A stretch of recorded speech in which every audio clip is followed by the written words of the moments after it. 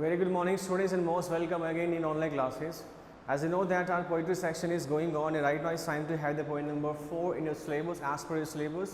A Thing of Beauty by John Keats. A Thing of Beauty by John Keats. A Thing of Beauty का मतलब होता है सुंदरता की एक वस्तु. As you know this is second last poem because the next one has been deleted by CBSE. The poem is a roadside stand, poem number 5th will not be touched by us.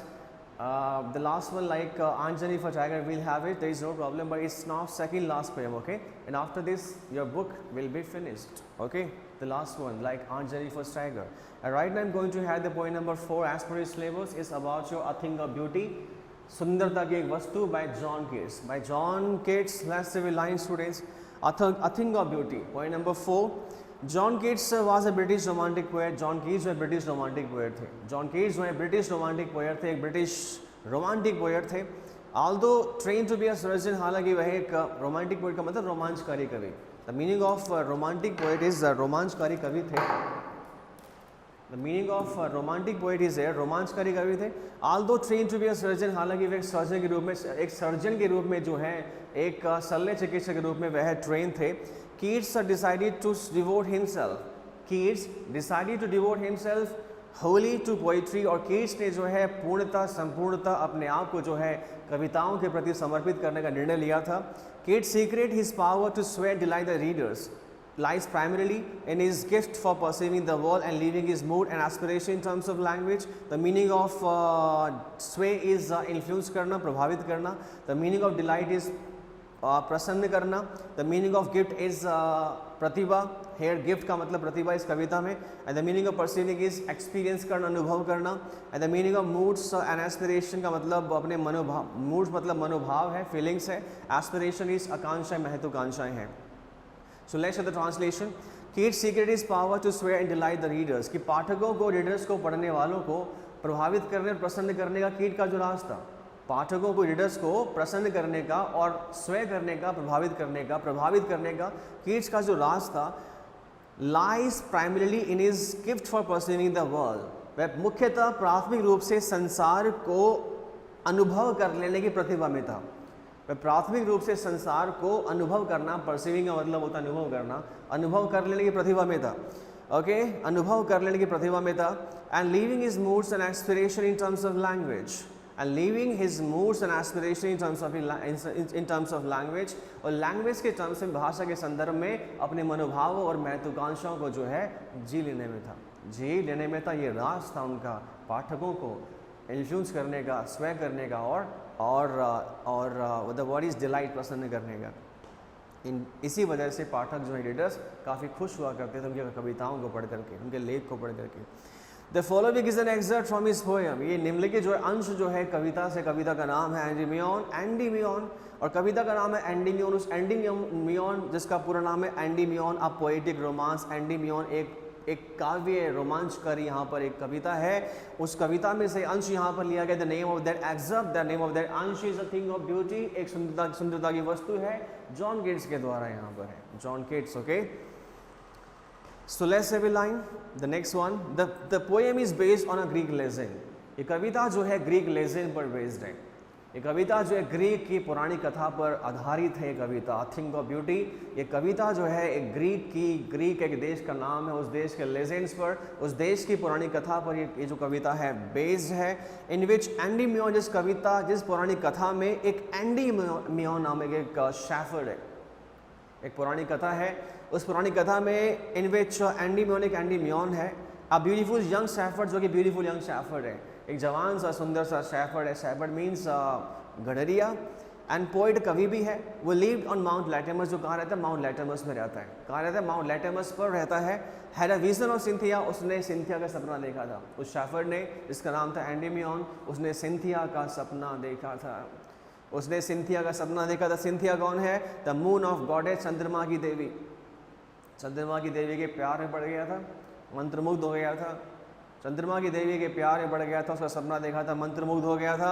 The enchanted youth, और जो वह मंत्रमुग्ध लड़का था, मंत्रमुग्ध जवान लड़का था, resolve to seek her out, उसने दृढ़ संकल्प लिया उसे खोजने का, सीख करने का, तलाश करने का।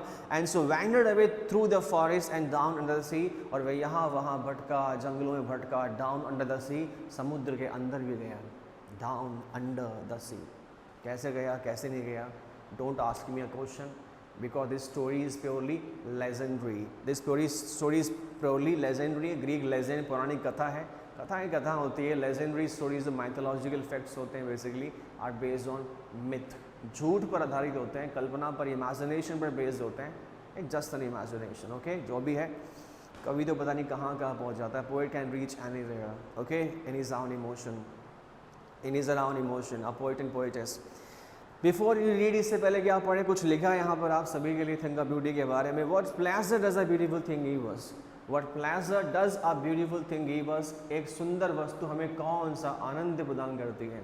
एक सुंदर वस्तु, maybe it's a novel, maybe it's a light of sun, maybe it's a light of moon, और maybe it's a full moon, और maybe natural atmosphere, maybe the colours of rainbow, maybe the chirping of birds, maybe the sight of nature, anything which is beautiful for you, वो आपको कौन सा pleasure देती है। Okay, are beautiful things worth treasuring, क्या beautiful thing को worth treasure किया जाना, are beautiful thing treasuring worth treasuring, क्या ब्यूटीफुल थिंग जो है ट्रेजर करने के लिए वर्थ होती है क्या, मतलब ब्यूटीफुल जो चीज़, सुंदर वो चीज़ें जो होती है उनको संरक्षित, ट्रेजर मीन्स खजाने के रूप में जमा करना, क्या उन्हें संरक्षित रखा जाना चाहिए, क्या वो ट्रेजर के रूप में स्टोर करने के लिए वर्थफुल है, क्या योग्य है कि उन्हें संभाल के रखना चाहिए क्या।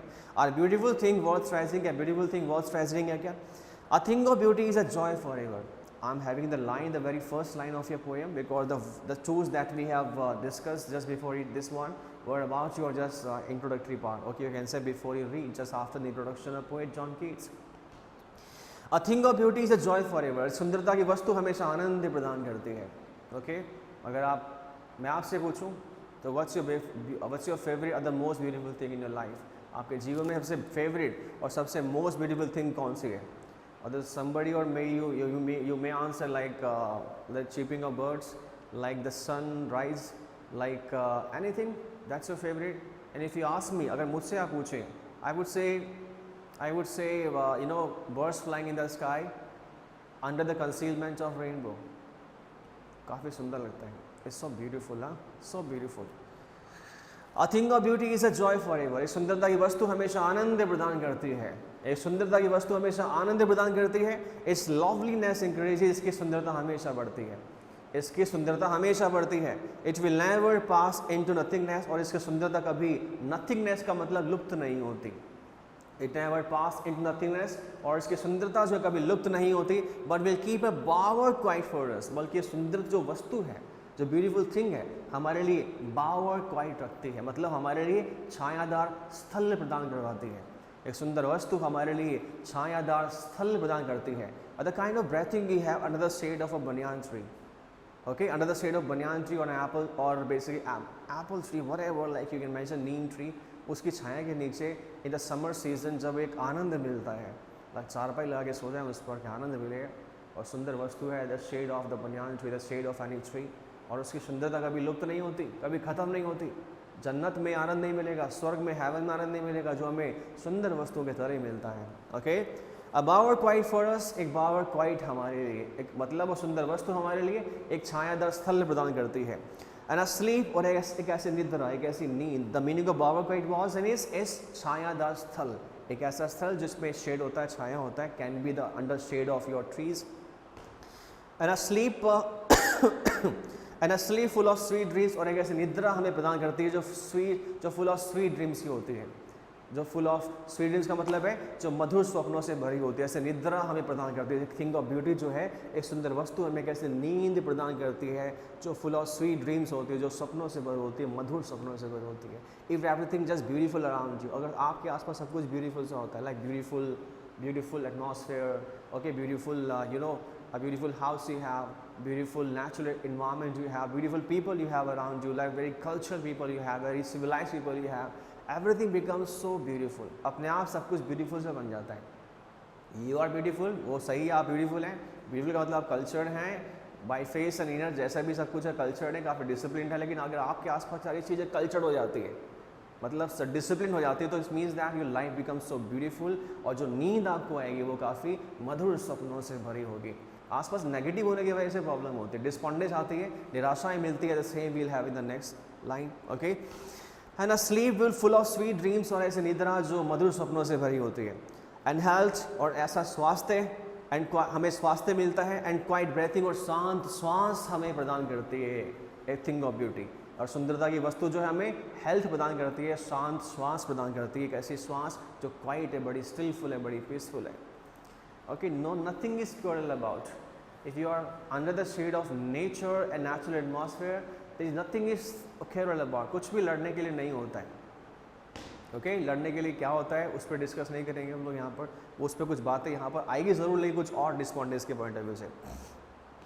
देयरफॉर ऑन एवरी मॉरो, इसी वजह से हम सुबह सुबह, मॉरो मीन्स मॉर्निंग में, सुबह सुबह, देयरफॉर ऑन एवरी मॉरो, इसी वजह से हम लोग प्रातःकालीन समय में सुबह सुबह, are we breathing a flowery band to bind us to the earth, are we breathing a flowering band to bind us to the earth, क्या सुबह सुबह इसी वजह से हम लोग जो है अर्थ से, पृथ्वी से अपने आप को बाइंड करने के लिए फूलों के बंधन जो है, फूलों के बंधन, ब्रीदिंग नहीं कर रहे होते, गूंथ नहीं रहे होते। ब्रीदिंग का मतलब होता है गूंथना, फ्लावरी बैंड का मतलब फूलों का बंधन, और इसी वजह से सुबह सुबह हम लोग जो है फूलों के बंधन से जो है अपने आप को, इस धरती से अपने आप को जोड़ने के लिए फूलों के बंधन जो है गूंथ रहे होते हैं, ब्रीदिंग कर रहे होते हैं, in a form of sunrise, in a form of bird chirping, in a form of sunlight, in a form of everything that we have so natural around us. मन करता है कि बस जुड़ जाएं इस नेचर से, यही जन्नत है, यही हेवन है, और हम ऐसा करते हैं सुबह सुबह मॉर्निंग में। When you go to morning walk, you can feel that nature easily if you have a kind of surrounding, okay, around you. Next, a flowery band to bind us to the earth.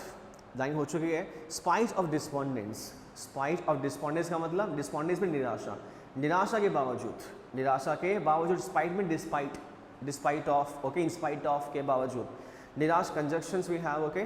So spite of despondence, निराशा के बावजूद, of the inhuman dearth of noble nature, despondence, या बहुत से despondence के बारे में बात करेंगे। The question you have, the question number 2 in the poem we have, list the things that cause suffering and pains, उन चीज़ों की लिस्ट बनाओ जिससे कि सफरिंग होता है, पीड़ाएं होती है और पेन दर्द होता है। तो वहाँ वो लिस्ट बता रहा हूँ कौन कौन चीज़ें हुआ है जिनसे सफरिंग होता है, पीड़ा वगैरह होती है।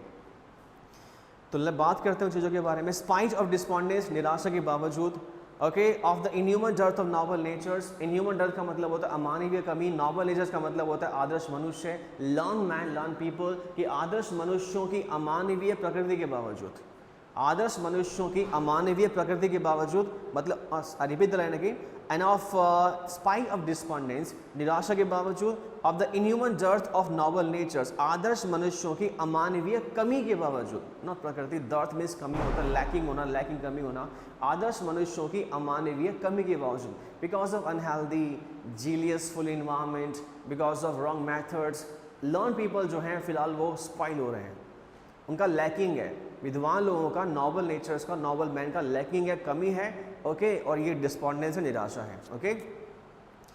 सो of the human dearth of noble nature, आदर्श मनुष्यों की अमानवीय कमी के बावजूद, spite of despondence, spite of inhuman dearth of normal nature, spite of the gloomy days, spite of the all unhealthy और डार्क एंड वे, सब स्पाइट ऑफ है, इनके बावजूद, ओके।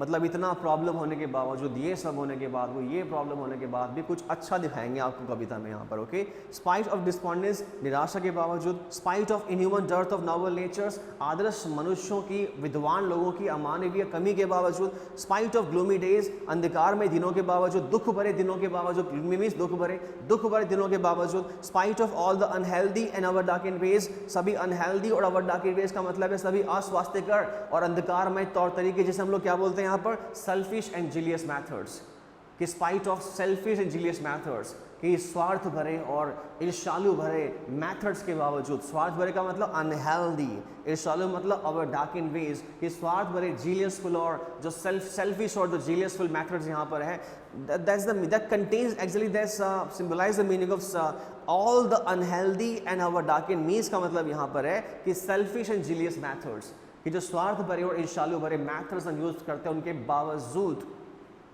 उन मैथड्स सब कुछ अनहेल्दी सा हो गया है, उन सब के बावजूद, मेड फॉर आवर सर्चिंग, वह तौर तरीके जो जीलियसफुल है, वह तौर तरीके जो कैसे हैं, जो the word is like that unhealthy, जो सेल्फिश है, ऐसे वर्ड जो सेल्फिश हैं, अनहेल्दी हैं, उन सब के बावजूद, इतनी प्रॉब्लम्स होने के बावजूद, yes in spite of all, हाँ इन सब के बावजूद, किन के बावजूद, spite of despondence, spite of inhuman dearth of noble natures, spite of the gloomy days, spite of all the unhealthy and our darkened ways, yes in spite of all, हाँ इन सब के बावजूद, जो हमारे made for our searching, हमारे भटकने के लिए बने हैं, some shape of beauty moves away the pall, इन सब के बावजूद, यदि प्रॉब्लम्स के बावजूद, some shape of beauty move away the pall, सुंदरता की कुछ आकृति ऐसी है, सुंदरता की कुछ वस्तुएं ऐसी है जो move away the pall, लबादे को दूर हटा देती है।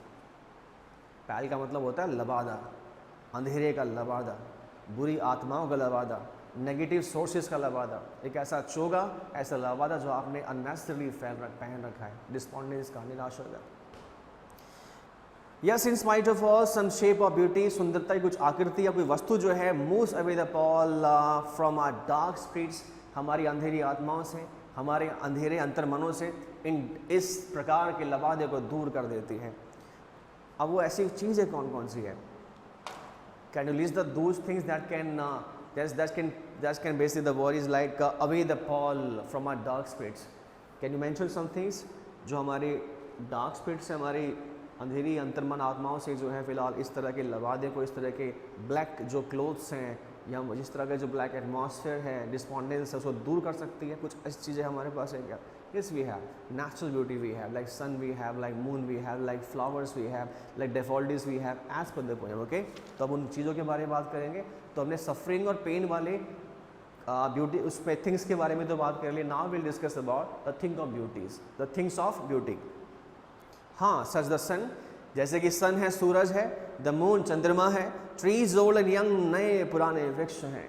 जिस प्रकार से सूरज है, चंद्रमा है, नए पुराने वृक्ष हैं। Sprouting a shady boon for simple sheep, sprouting a shady boon for simple sheep, इस प्रकार से नए पुराने वृक्ष जो है सिंपल शीप के लिए, साधारण वृक्ष के लिए जो है, जिस प्रकार से नए पुराने वृक्ष हैं। Sprouting a shady boon for simple sheep, simple sheep के लिए, साधारण से भेड़ के लिए जो है छायादार वरदान के रूप में। बून का मतलब होता है, शेडी बून का मतलब छायादार वरदान, स्प्राउटिंग मीन्स नए नए कोपले उगाना। जिस प्रकार से वृक्ष जो है छायादार वरदान के रूप में सामान्य भेड़ के लिए नए नए कोपले उगाते हैं, उन्हें छाया प्रदान करते हैं, लीव्स उगते हैं वगैरह वगैरह, और एक सामान्य सी भेड़ों को छाया मिलती है।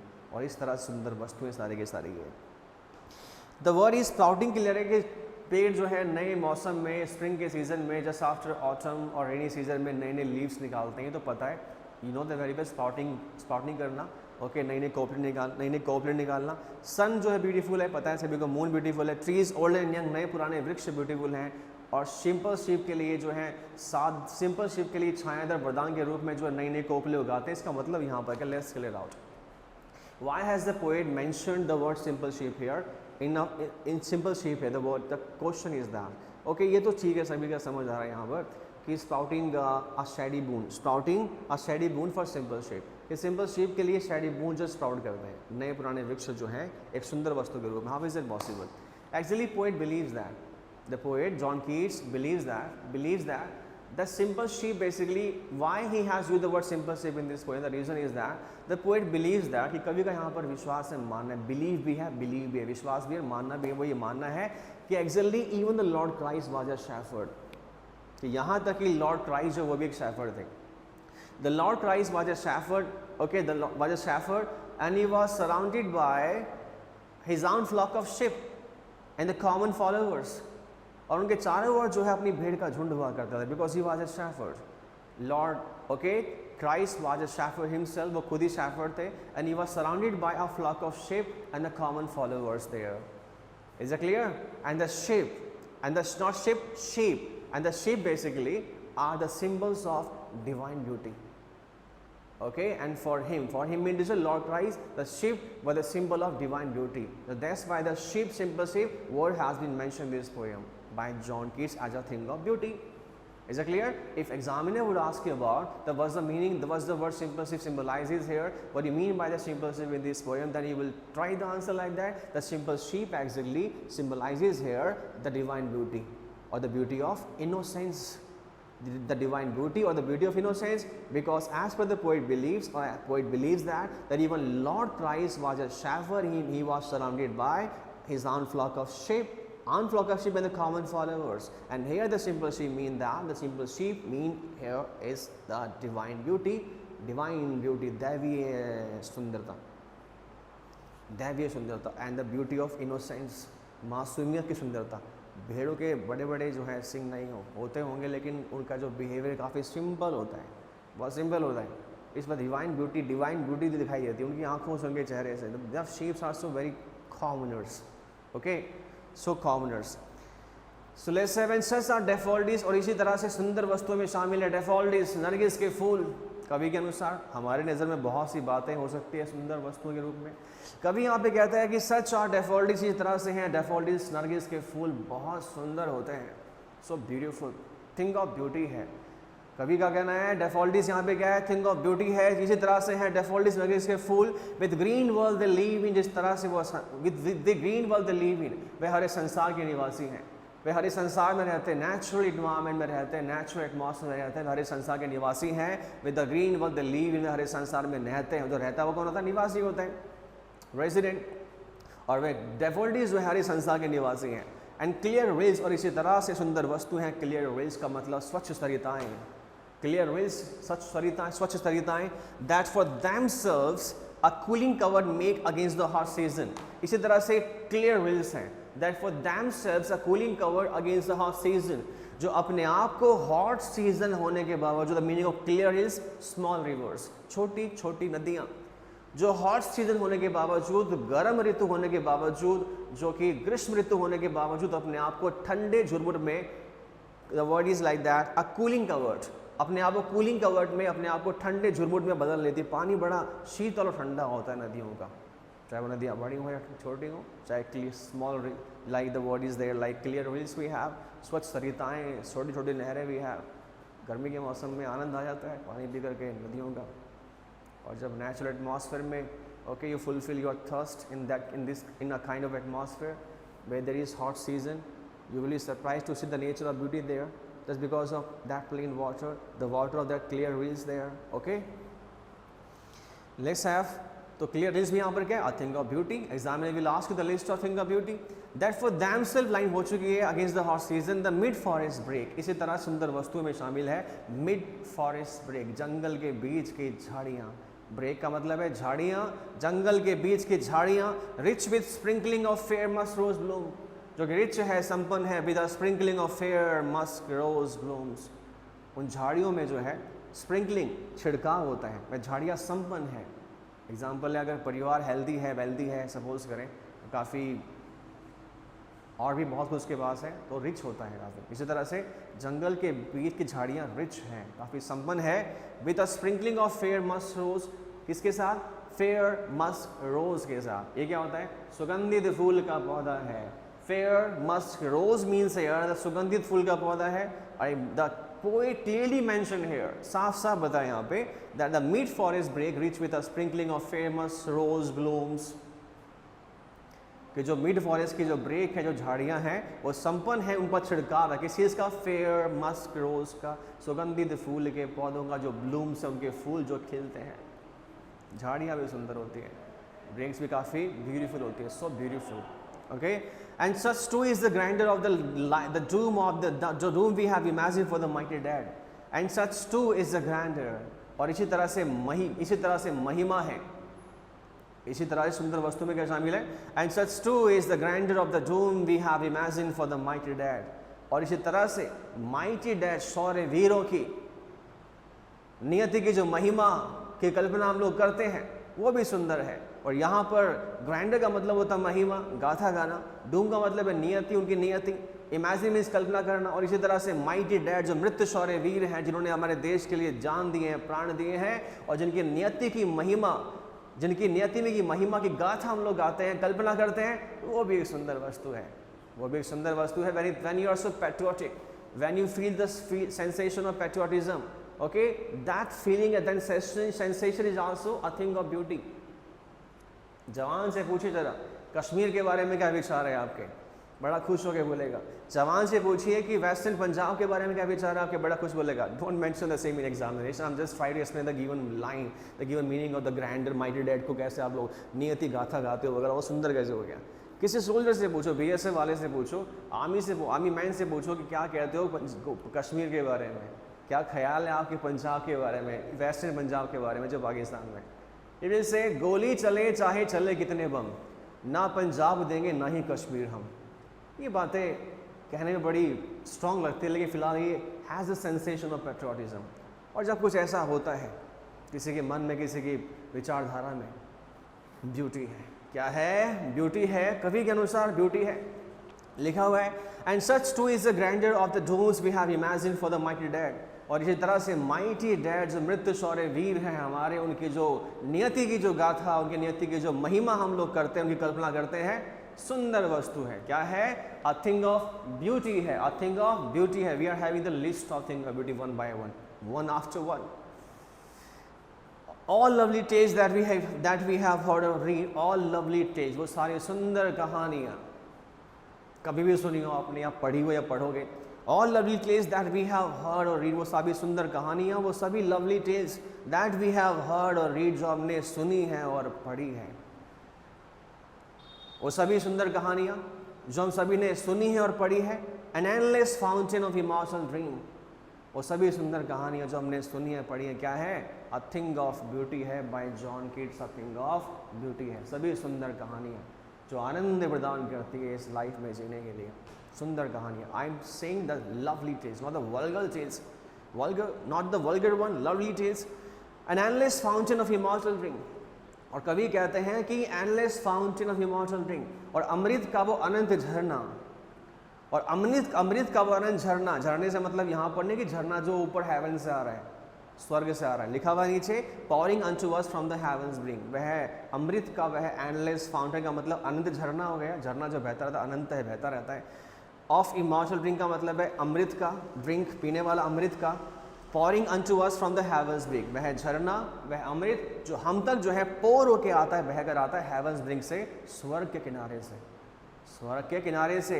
कि वह अमृत का वह झरना, अमृत का वह अनंत झरना, एंडलेस फाउंटेन जो हम तक पोर होके आता है, बहकर आता है कहाँ से? स्वर्ग के किनारे से। और स्वर्ग के किनारे से बहकर आने वाला अमृत का वह झरना is nothing instead of a thing of beauty. But the word is immortal drink. What do you mean by immortal drink? Is really we have any kind of immortal drink in our life or surrounding? क्या immortal drink हमारी life में है क्या? क्या अमृत कुछ होता है कि like in Indian mythology we have कि अमृत निकाला था, ऐसा कुछ हो गया, किसी ने पिया किसी ने नहीं पिया, अमर हो जाते हैं। As per the poet point of view, there is no amrit in our life. There is no immortal drink in our life. The meaning of immortal drink, as per the John Keats point of view here, is a simple and commonest water that we have in our hand, that we have in the form of rivers water, that we have in the form of snowy water, that we have in the form of rain water. These are the commonest liquids, and it is defined as the elixir of life by John Keats here. The immortal drink, the word immortal drink means that the commonest liquid, the plain water that we drink just to fulfill our thirst, is defined as the elixir of life. जीवन का अमृत है यही. There is no elixir,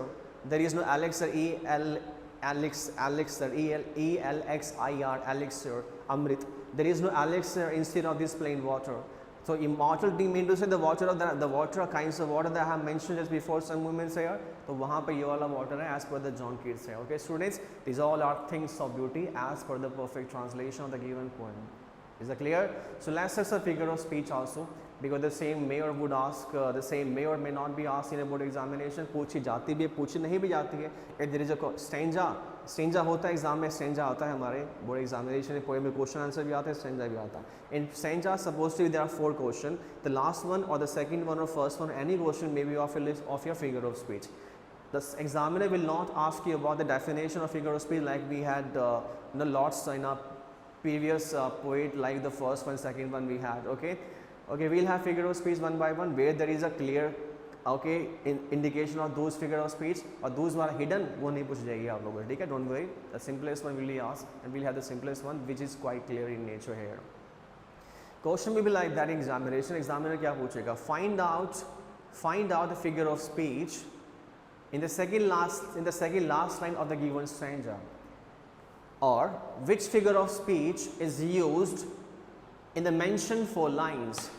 ऐसे पूछेगा। अब figure of speech आपको पता होगा ना, तो जो मैं बता रहा हूँ बेटा उसे अंडरलाइन करना है, just make just do underline of the word there कि सर ने बताया पर्सोनिफिकेशन है and I am giving the reason behind that, बता भी रहा हूँ रीजन क्या उसके पीछे। I am telling you personification है, I am telling you metaphor है, I am telling you simile है, I am telling you basically it is like transfer epithet है, जो भी है, जो भी यूज होगा, जो भी आएगा मैं फिगर ऑफ स्पीच, मैं रीजन बताऊंगा, डेफिनेशन, आप उस अंडरलाइन करके वैसा का वैसा लर्न कर लो। The same would be asked examiner by the examiner.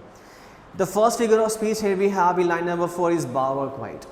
It is bower quiet, छायादार स्थल, which is compared to a thing of beauty here. A thing of beauty से यहाँ पे comparison उसका यहाँ पर हो रहा है, indirect comparison है, but bower quiet यहाँ पे छायादार स्थल is a clear metaphor, because if the comparison is made between two different objects like a thing of beauty we have in a imaginary form, like thing of beauty and the bower quiet which is clear cut. Okay, comparison is made between two different objects, but there should be one point of resemblance कि thing of beauty वो वाला है और bower quiet में क्या thing of beauty होता है, दोनों में similarity beauty का आ गया, तो that's why we have metaphor. metaphor यहाँ पर आएगा। इतनी बात याद रखना कि मैंने बताया आपको bower quiet में क्या metaphor है, you can mention in bower quiet there is a metaphor. Okay, metaphor sweet dreams में sweet dreams, full of sweet dreams यहाँ पे metaphor है, sweet dreams यहाँ पे कंपैरिजन जो है मधुर सपनों का यहाँ पे थिंग ऑफ ब्यूटी से, that's why we have metaphor here. Okay, and a sleep full of sweet dreams, a sleep full of sweet dreams, मधुर सपनों का यहाँ पे निद्रा से कंपैरिजन है। A sleep which is a thing of beauty, a sleep with a sleep full of sweet dream, एक ऐसे निद्रा जो मधुर सपनों से भरी होती है, तो निद्रा का नींद का कंपैरिजन किससे यहाँ पे फुल स्वीट ड्रीम से यहाँ पर कंपैरिजन है। So again we have the comparison, that's why we have metaphor है। Metaphor, bower quiet metaphor, sweet dream metaphor because of plain and simple comparison. Okay, next we have noble nature. noble nature, just at the mid of this the given lines of poem, noble nature, noble natures, novel का n और nature का n, these are repetitive, that's why it is alliteration. Or if the very first letter of two or more than two words are repetitive or repeated is known as alliteration. तो कौन सा figure of speech आएगा? Alliteration. You can mention the examiner would ask you or will ask you novel nature में क्या यहाँ पर alliteration use हुआ है, क्या हुआ? Alliteration. Alliteration, A-L-L-I-T-A-R-A-T-I-O-N, alliteration. Okay. And the next we have cooling covered. On the very next page, cooling covered, cooling का C और covered का C दोनों repeated है, दोनों repeated है, repetitive में है, इसलिए यहाँ पर क्या alliteration. Again we have alliteration. Then we endless fountain यहाँ पे है, endless fountain किसका है? Immortal dream का है, of immortal dream यहाँ पर है. Comparison is made. That's why we have metaphor. So these kind of basically figure of speech are used in this poem. Let's speak about the definition one by one. What do you mean by metaphor? We have used alliteration, metaphor, alliteration, metaphor, alliteration. Even we have discussed before in the last 3 poems today, metaphor. I told you that a figure of speech in which comparison is made between two different objects. एक ऐसी figure of speech होता है, ऐसा अलंकार होता है जिसमें comparison होता है दो different objects के बीच में. ओके, लेकिन दोनों में जब comparison होता है तो उनमें एक point resemblance होना चाहिए, एक point match करना चाहिए. Okay, then the same figure of speech will be metaphor, but don't forget that there should be the comparison should be made with the help of the word like, as, like and so. जो comparison होगा आपका as, like और so के साथ होगा तो ही metaphor होगा, वरना metaphor नहीं है. अगर I repeat that again, comparison होगा as, like and so के बिना होगा. Okay, the comparison should be made without the word like, as, like and so. अगर as, like, so आ गया तो metaphor नहीं होगा, simile हो जाएगा. Because simile में भी क्या comparison होता है? S-I-M-I-L-E simile, not smile simile, S-I simile. Simile में भी क्या होता है? Comparison होता है, लेकिन वहाँ पे comparison होगा 3 words में से कोई सा भी आएगा, as आएगा, like आएगा, so आएगा. Like then poem number 2 we had like a paper singing boy, like a paper singing boy, like a paper singing boy. Wow. Okay, what figure of speech was there? The figure of speech we have there is simile because of like a paper singing boy. उस लड़की का comparison paper से हुआ था, like लगा के like आ गया तो simile हो गया. like नहीं है, as नहीं है, so नहीं है, but still we have comparison. It means that metaphor. तो क्या होगा हमारे पास होगा बेटा, हमारे पास होगा metaphor. What we'll have? Metaphor we'll have. Personification is not used in this poem. Alliteration we have. I told you that if the very first letters or syllable, पहले जो letter हैं, जो अक्षर letter हैं, जो like A B C D, like alphabet number of alphabet we have. Okay, जो first letter, if the first letter of two or more than two words are repeated, अगर repeat होते हैं then the same figure of speech will be known as alliteration. Alliteration, A-L-L-I-T-A-R-A-T-I-O-N, alliteration. Okay. Okay, it's about your alliteration, students, and figure of speech. That's it. Okay, in this poem. The next we'll have a next class. Thank you and have a nice day.